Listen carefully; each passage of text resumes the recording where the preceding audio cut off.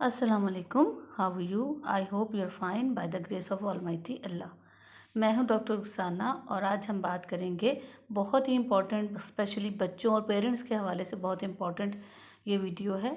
क्योंकि आज हमारा जो टॉपिक है वो है एग्ज़ाम फोबिया। मेन टॉपिक की तरफ जाने से पहले अगर आप मेरे चैनल पर नए हैं तो प्लीज़ मेरे चैनल को लाइक, शेयर और सब्सक्राइब करें और दिए गए बेल आइकन को प्रेस करें ताकि आपको आने वाली मेरी नई वीडियोस जो हैं उनका नोटिफिकेशन जो है गाहे बगाहे मिलता रहे।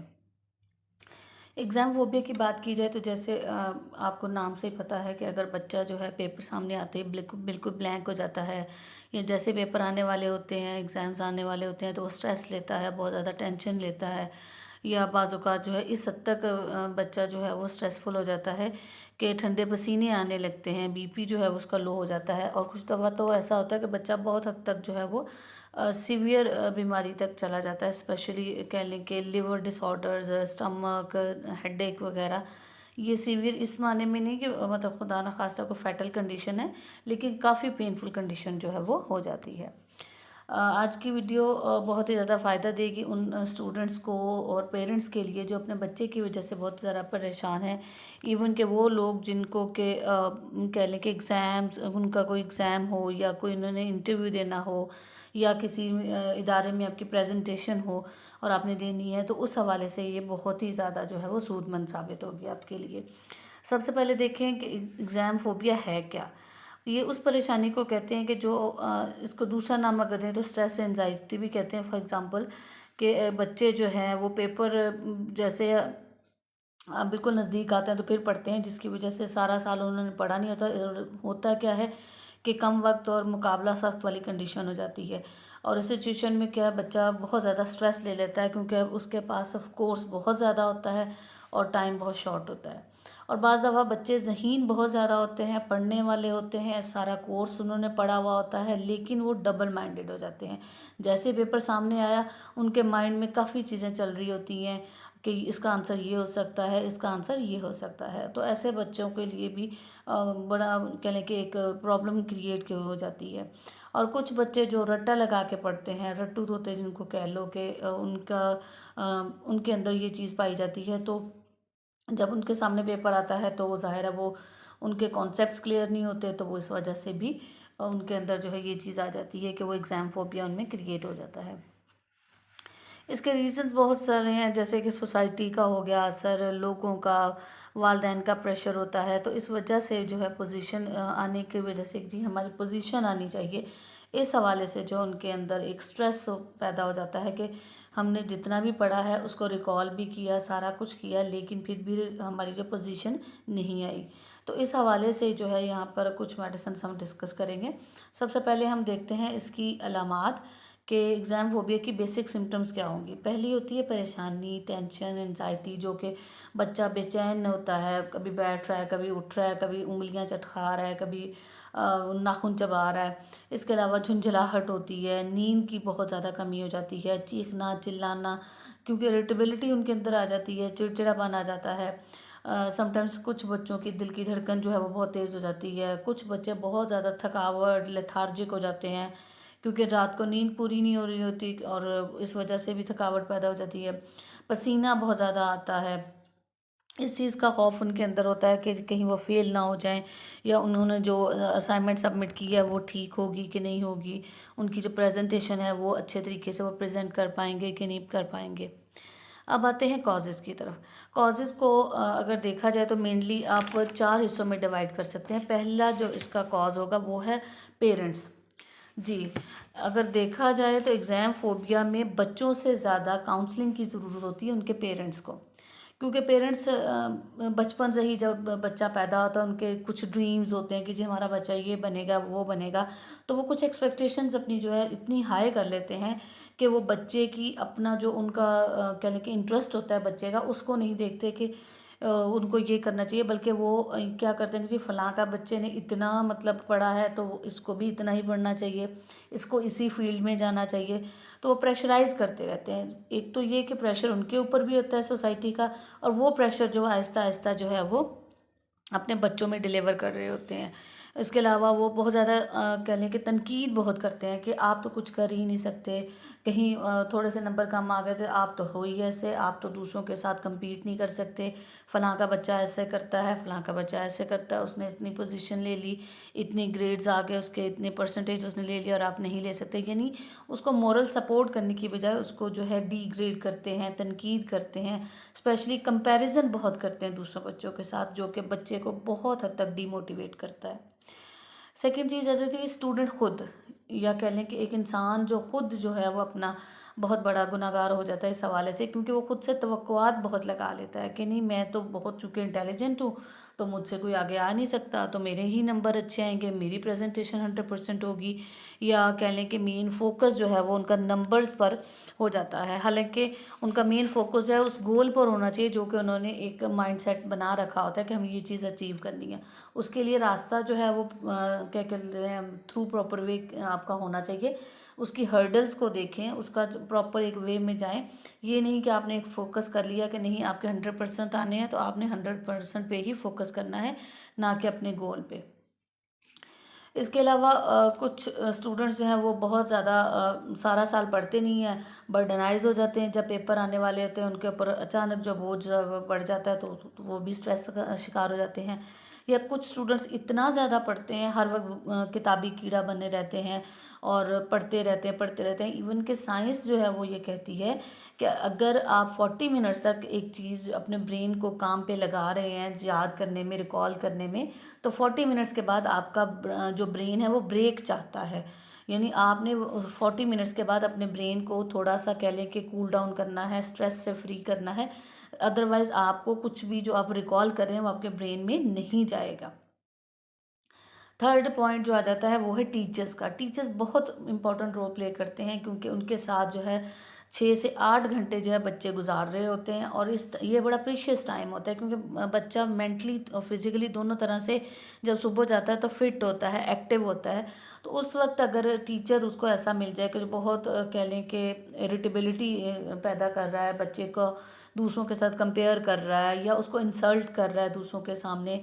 समटाइम्स ये भी देखा गया है कि कुछ बच्चों को जो है दूसरे बच्चों के सामने से ही सज़ा दिलवाई जाती है, किसी क्लास के बच्चे को बुलवा के उसके सामने उसको इंसल्ट करना।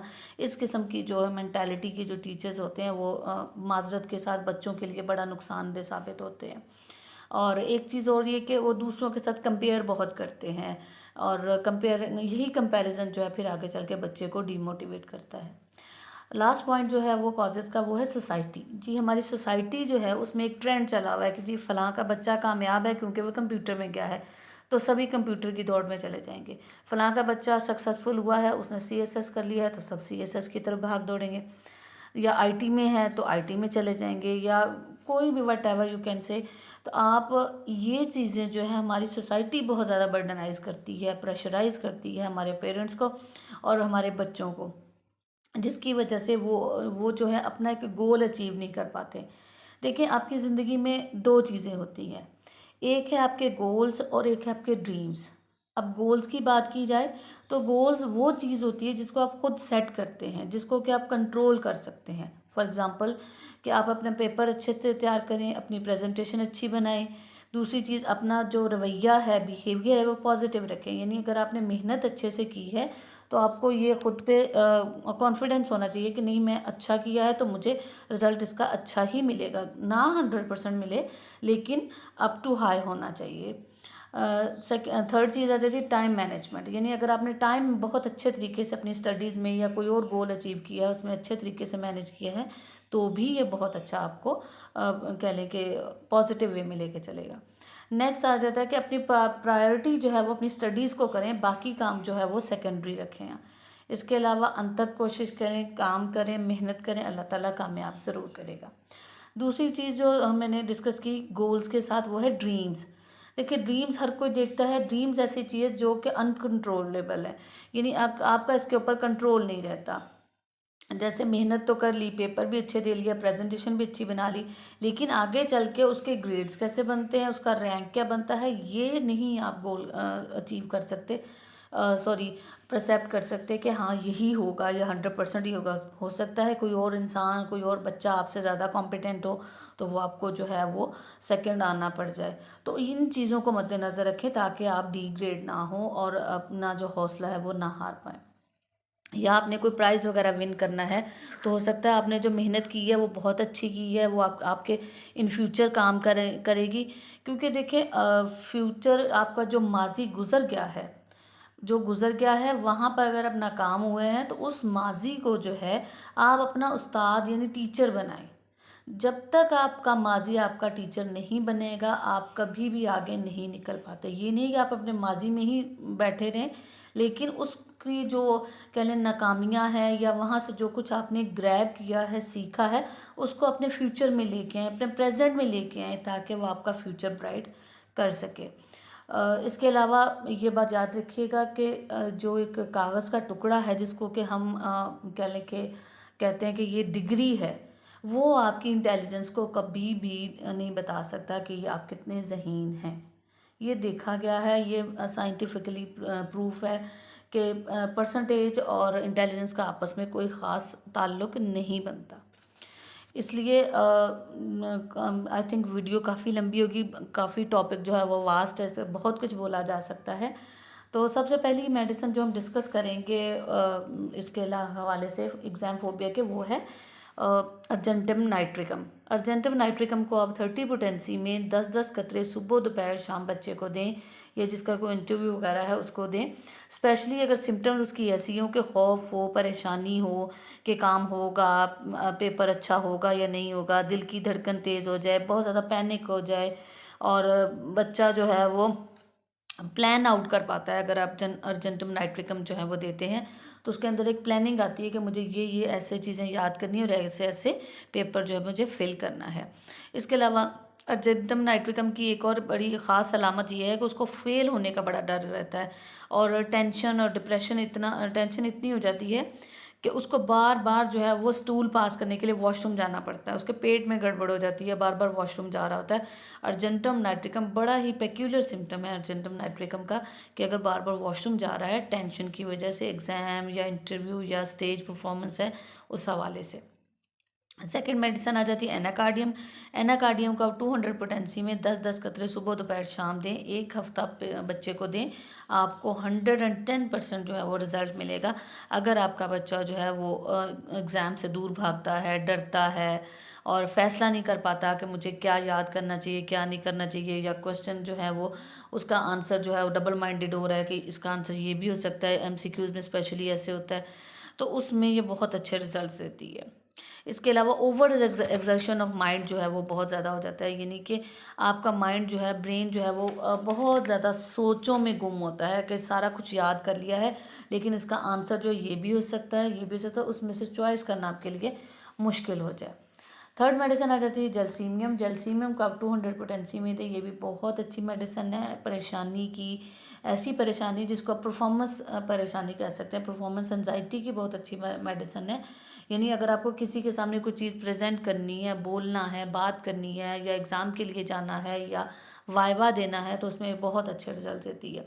स्पेशली अगर बीपी लो हो जाए, थका थका हो बच्चा, असाब कमज़ोर हो जाए, और अगर बच्चा जो है इम्तिहान के खौफ से, पेपर के खौफ से जो स्कूल ही ना जाए, डर जाए और कहे मुझे क्लास में नहीं जाना या मुझे स्कूल में ही नहीं जाना, इतना स्ट्रेस ले ले और कॉन्फिडेंस उसका बहुत ज़्यादा लो हो जाए, तो जलसीमियम बहुत वंडरफुल रिजल्ट्स देती है। नेक्स्ट मेडिसिन आ जाती है हमारी लाइकोपोडियम। इसको भी 200 पोटेंसी में सुबह दोपहर शाम 10-10 कतरे दे, बहुत ही अच्छी और कारगर जो है वो मेडिसिन है। स्पेशली अगर ऐसे बच्चे जो बहुत ज़हीन होते हैं, जिन्होंने तैयारी बहुत अच्छी की हुई होती है, लेकिन वो एंड टाइम पे जो है उनकी परफॉर्मेंस ज़ीरो हो जाती है, या ब्लैंक हो जाता है माइंड, या फोकस नहीं कर पाते, या सिलेक्शन नहीं आंसर ये अच्छे से कर पाते, कंफ्यूज हो जाते हैं। और इसकी एक और मिसाल जो एग्जांपल आ जाती है इसकी, सॉरी सिम्टम, वो ये है कि मीठी चीज़ जो है लाइकोपोडियम का पेशेंट बहुत ज़्यादा पसंद करता है।